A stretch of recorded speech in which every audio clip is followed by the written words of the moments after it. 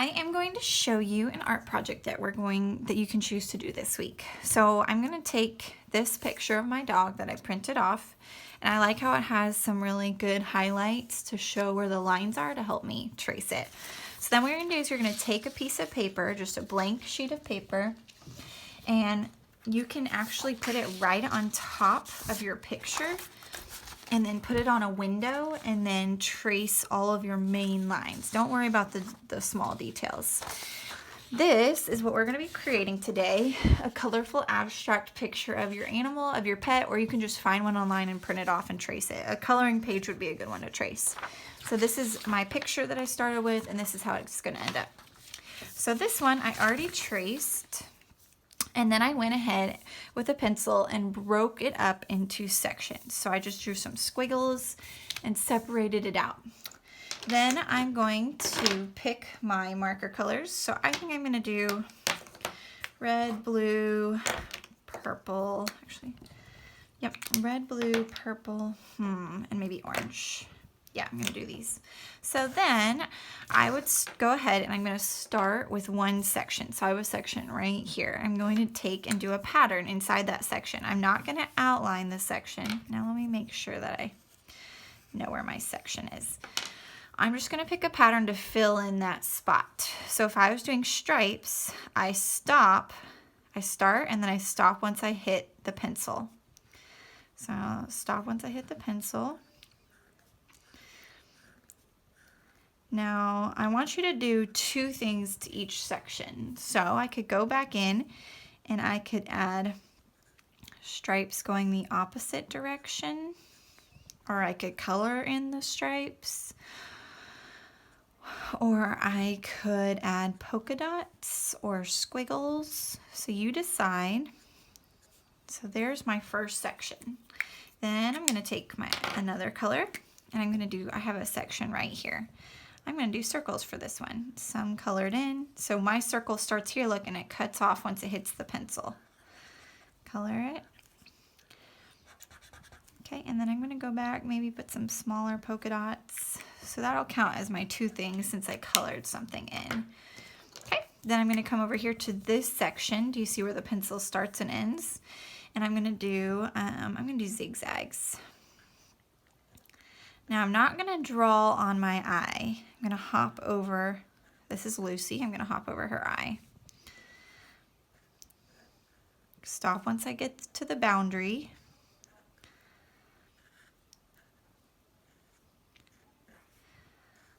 All right, and then I'm going to do polka dots for my second. Every other one.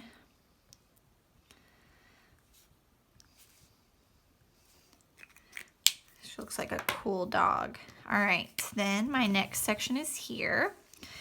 So I think for this section, I am going to do stripes. And then I'm going to cross hatch it like this.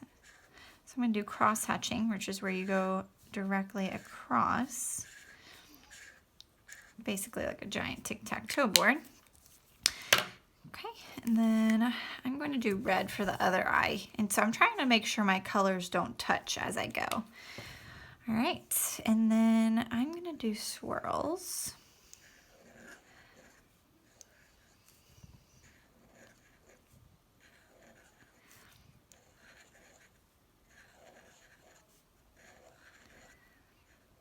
Half swirl there.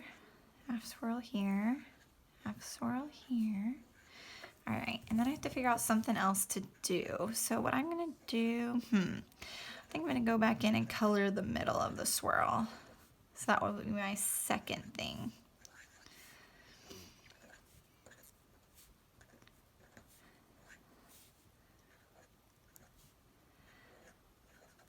All right, her face is getting there. I'm going to go to this big section and I'm going to do stripes again. I'm going to hop over her nose. I could do her nose in blue. I might go back and do it with a different color since it's white. Okay, and I'm going to color in each stripe.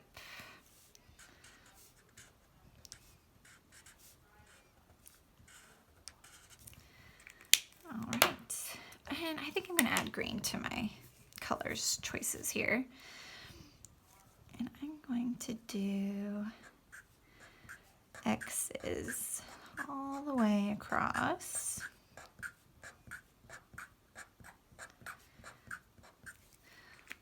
All right. Tongue in red. I'm gonna do triangles overlapping.